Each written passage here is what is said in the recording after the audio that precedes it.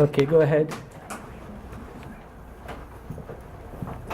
So, hi, my name is Phoebe. I was, as Mary said, in Palestine for a few months over October and November last year. Can I just have a show of hands how many people in this room have been to Palestine? Okay, cool. All right. I think one of the most profound things that came out of me being there was realizing the difference between hearing about Palestine and having been in Palestine.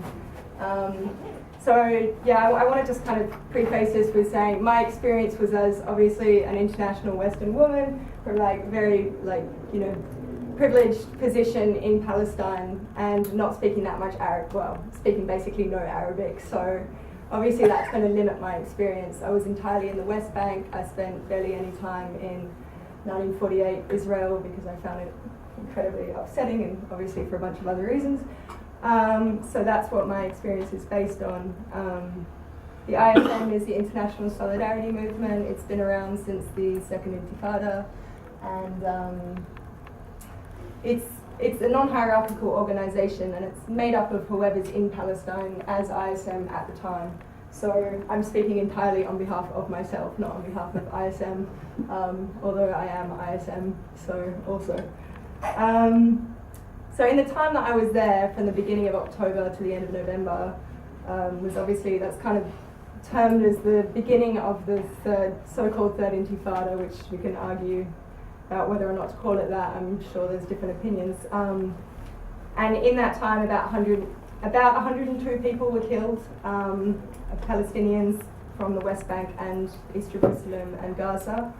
Around 8 Israelis, including an Eritrean who was killed by Israelis. He was a refugee and they assumed that he was a Palestinian and killed him, which was a fantastic example of the sort of mob violence going on in Israel. And of those 102 people, about 30% of them were killed in Hebron, which was where I was spending, I spent about a third of my time in Hebron. So as a lot of you have been there before, you'll know a lot about the kind of normal, what's normal in Palestine now.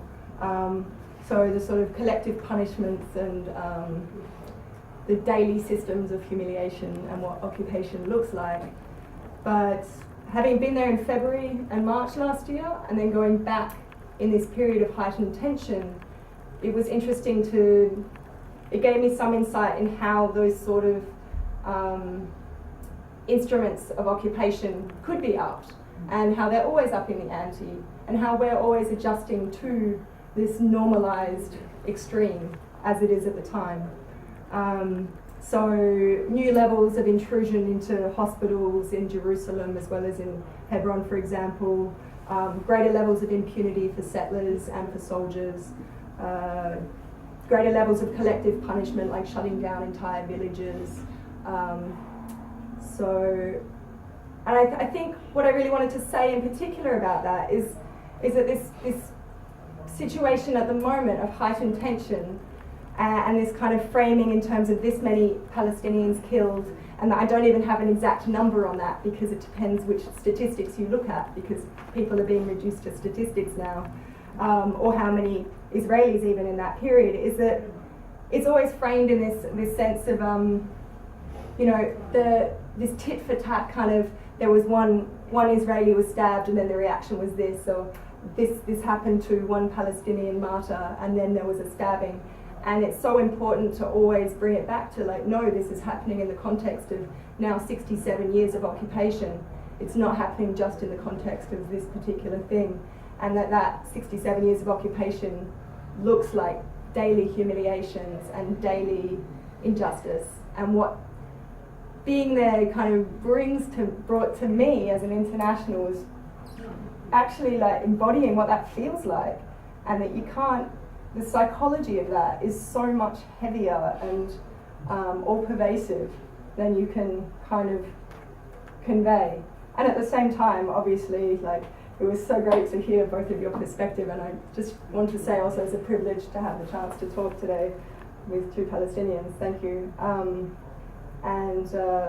That obviously people resist this in a way it's not like I think it's very easy that international people do come with this perspective of we're here to, you know, there's a lot of that white saviour crap, if I can say it, and it's very important that people going there are on top of that and know why they're going. So I just... it's not a competition, is it? How many people can get killed, like, yeah. either side, like, yeah. it's always more Palestinians get killed because they haven't got a military, they haven't got an air force, they haven't got an army, and they've just got sticks and stones and knives, and that's about it, really. Yeah. So, and it is problematic to talk in numbers, but obviously it does also show the imbalance of power. So the ISM was primarily, while I was there, we were based in Hawara, which is near Nablus, because I was there for the olive picking season. So that means heightened tensions with settlers because Palestinians have a short period of time to access their own land by one of the systems of control through the permit system. So in that time, settlers were more likely to attack, which did happen while we were there. So as internationals, we were there accompanying farmers when they were going to pick their olives. Obviously, Palestinians, we weren't there to pick olives, Palestinians could pick their own olives, although some people seem to think that that was why they were there. But they need to be able to pick their olives without being shot at or without being attacked. So just being a protective presence. And in Ramallah, for various clashes, every Friday people would go out to the Friday clashes in Bethlehem, in Nailin, in Bilin, in Nabi Saleh, and various places around the West Bank. And the other main place that we're based is Hebron, or Al Khalil in Arabic, just because it is such an intense place. So this is a picture of Al Khalil. In my first few days there, I went right at the beginning of October, and I think I've got, that's the view from our apartment in Khalil. So looking out the window, this was our apartment. Please give me a warning when I've got 5 minutes left, by the way, because there's so much to say, and it's just really hard to know what's the most important thing. We lost our apartment as part of, we were actively evicted from our apartment several times. So we don't have this one anymore, which is quite sad because it was in a very strategic spot. You can see there's a checkpoint there, the Gilbert checkpoint. Down the hill is the quite infamous Shahada checkpoint 56, which enters the old main street of Hebron, which is now closed to Palestinian traffic and is limited in Palestinian pedestrian use, and some whole sections of it Palestinians can't access. So this I took in the first few days, and actually for me was like, Hebron felt like a war zone to me in that time. There were daily clashes. There was always the sound of stun grenades, there was always tear gas going on, there was always something going on down at checkpoint 56, which borders the two different areas of Hebron where it's been separated into H1, H2. And those clashes actually stopped later on, which was interesting. I didn't want to talk too much about the whole PA thing because I don't feel like it's actually my place as an international, but now that you two have brought it up, I can. The PA was actually putting undercover shabab, so the young men throwing stones. They were putting undercover people in there who were then arresting the Palestinians who were throwing stones. So the clashes actually stopped, which, that speaks for itself, I think. This is what we can see from our window on a daily basis. So looking out our window, we can see this. We'd see that's them checking ID of Palestinians. These sort of frisk searches would happen to people walking past every single time they pass this checkpoint. And that's all the normal sort of mechanisms of control in Hebron for what I was seeing, and it was the same as what I was seeing in February and March. But it was up. It was that everything had been increased, so every single person was being stopped. The checkpoint 56, which was always a pain to pass through, they were just saying, no, it's closed, it's completely closed. And they were, the Ibrahimi Mosque checkpoint was just completely closed. And this wasn't just for Palestinians, but all of this was raised for internationals as well. So in Hebron, there's the ISM is working, there's an accompanying presence and monitoring presence. There's a Christian peace teams, there's Youth Against Settlements, there's the Equanimical Accompaniment Program. I think that's everyone. And TIFF. So our ability to do our job that we felt like we were there to do, so being able to go with the school children to school in the morning, to reduce the likelihood of attacks by settlers, or to reduce the likelihood of them being tear gassed when they go through the checkpoints. Gosh, there's so much to explain, but yeah, one of our roles was accompanying school children and counting as the children went through the checkpoints to try to reduce them being attacked or tear gassed by, for example, in these moments of deliberate provocation. And we were actually, at times, we were just not able to even do these jobs that have been kind of standard things that ISM's been doing in Hebron for years, and all these organisations. So by the end of the time that I was leaving, we'd been evicted from the apartment. People had been arbitrarily arrested from ISM and CPT at least 3 or 4 times, where they just detained us with no reason. And they started what was the closed military zone. So it's and so this is an example of us walking, going to do a school run. And that's a settler. You know, it's a settler anyway because they've got a car. Palestinians can't have a car in this area.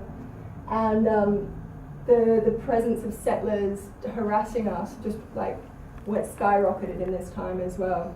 They actually put up posters with photographs of ISM and other organisations around the settlement and said, that said in Hebrew, these people are not tourists, they are hostile anarchists who, which may or may not have been true, who are here to harm soldiers and settlers, take action accordingly. So they put those posters around the neighbourhood, around the settlement, and settlers, like, it's very normal to see settlers walking around with machine guns or with handguns. So you can imagine it's quite terrifying. And they started monitoring us in this way.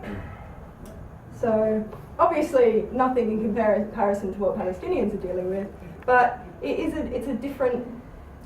important, I think, to say that this is happening and that our ability to do our job there is minimising, and that's quite scary, because although our ability to make a difference is always going to be limited in this context, that so-called privilege, definite privilege, but that what we think is our ability to like be doing this,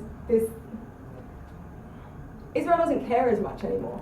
Basically, to me, that's what I was getting while I was there. It's like they're shooting at ambulances in Jerusalem. Like, that's Jerusalem, where they know the international community is definitely going to see it. They don't care in the way that they have possibly cared about some things historically, possibly. So it's like this impunity has just gone up in a new way.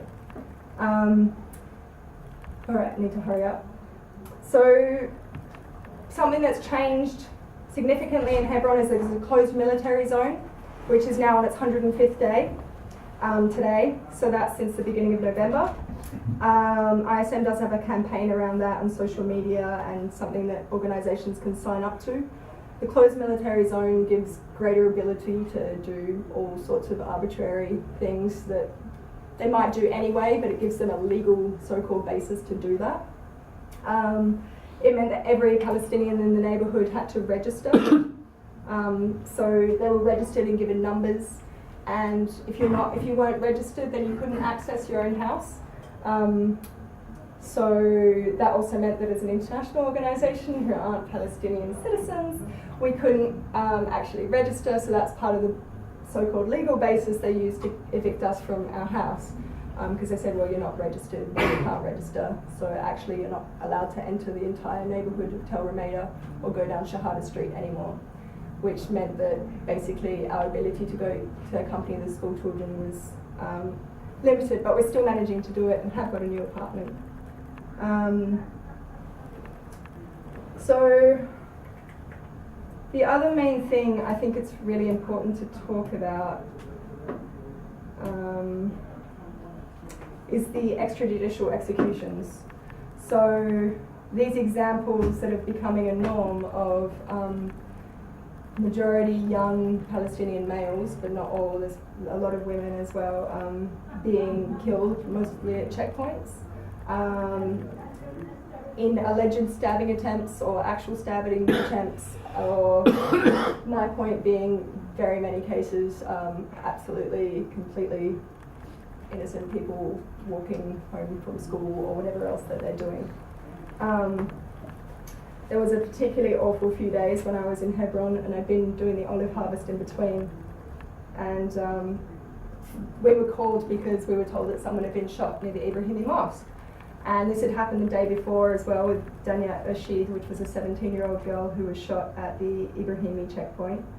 And then we got this call that someone had been shot.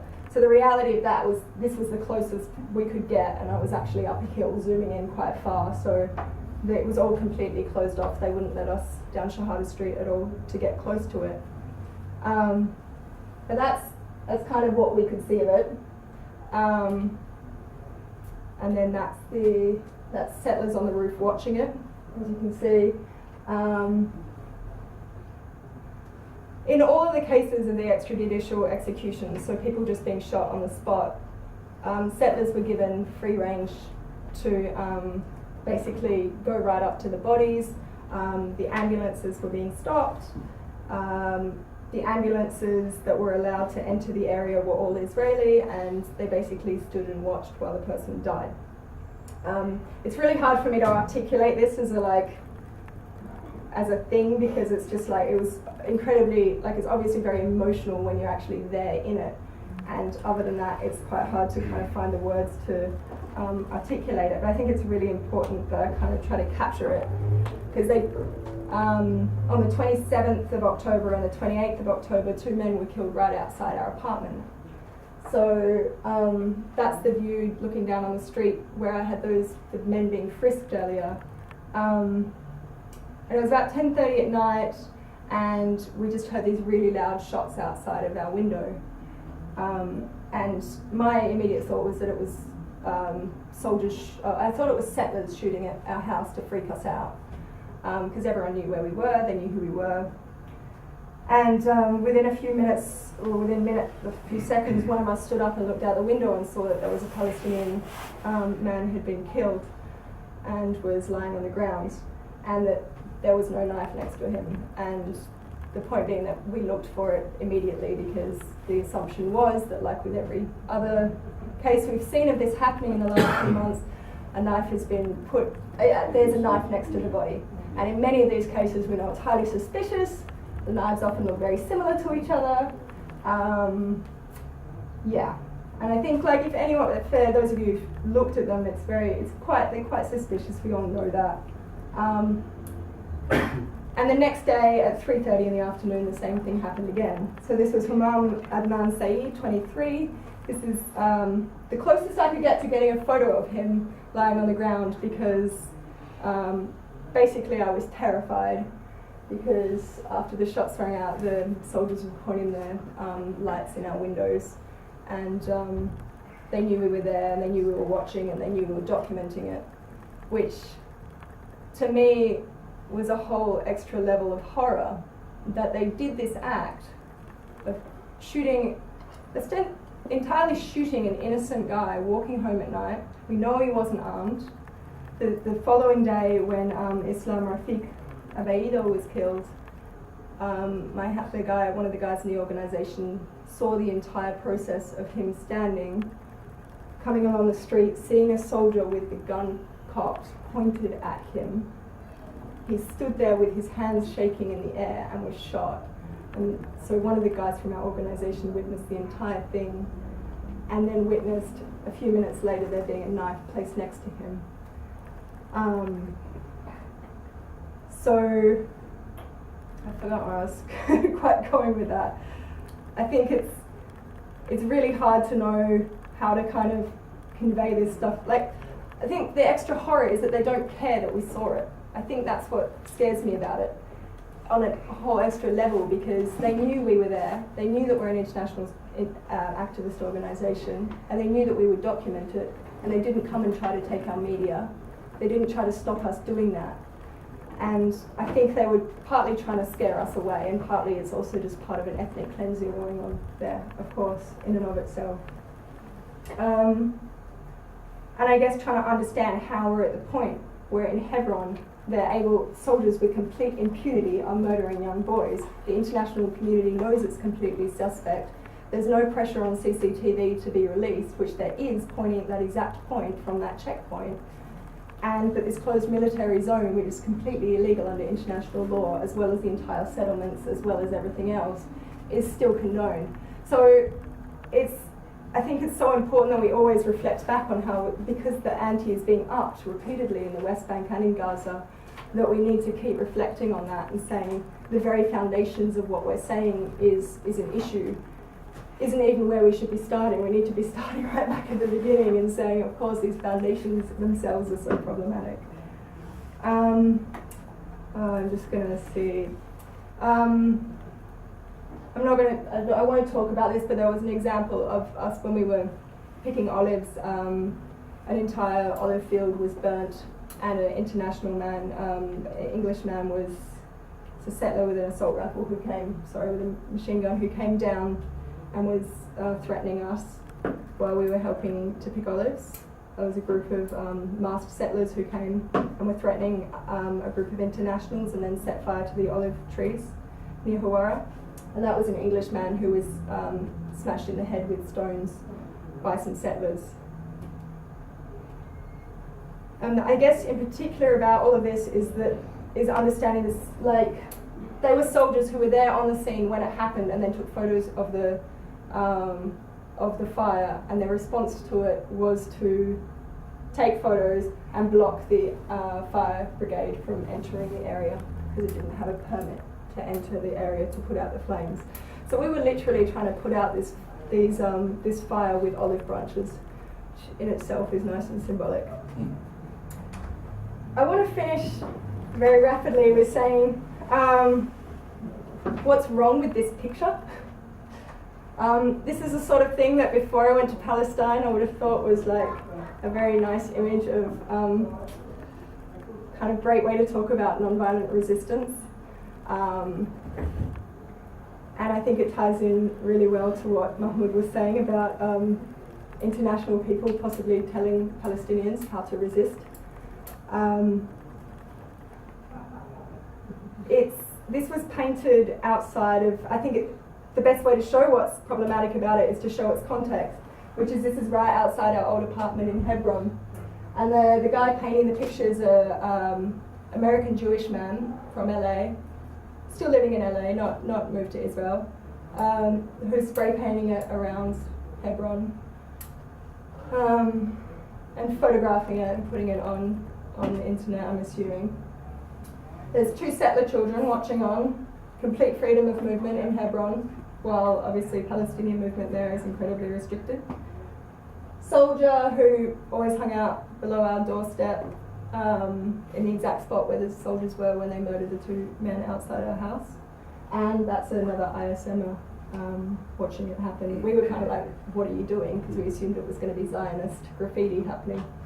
And I guess what's wrong with it is like, not to undermine the power of nonviolent resistance, and like I do think it's an incredibly powerful tool, and I do think it's an incredibly powerful philosophical approach, and unarmed resistance and nonviolent resistance.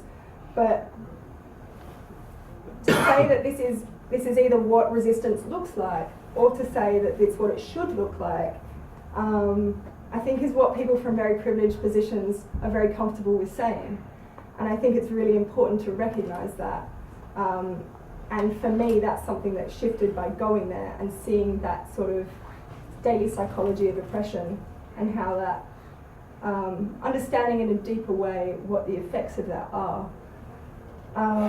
It kind of implies as well, like, if only Palestinians would act peacefully, then there would be peace, I think.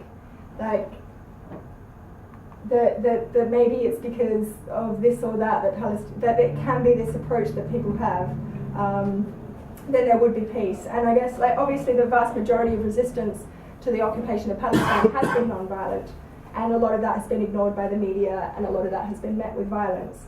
But I think it's just so important to keep in mind that telling Palestinians how they should resist, or like the opinions about the current intifada, the stabbing intifada, whatever you want to call it, is that, like, it can be very privileged at worst, or privileged, or it can also suggest almost a pathology of violence, which is how kind of Israel is framing it. So I've talked so much, I'm sorry. That is Bethlehem at the funeral of a 13-year-old, and the reason I wanted to show it is because it shows the disparity of access to power with the Shabab throwing stones, but it also shows, when you zoom in, while they're all being tear-gassed, how many smiles are in that crowd, and the power of the resistance and the, I guess, strength of the resilience of people in Palestine was the strength that I'm going to take with me for the rest of my life. And I feel grateful to have had the chance to have been there and to have experienced that. And to kind of see how the prevailing strength and humanity and kindness and hospitality of people in Palestine in the face of what they're dealing with, and overriding joy, actually, in the face of incredible suffering. So, thank you.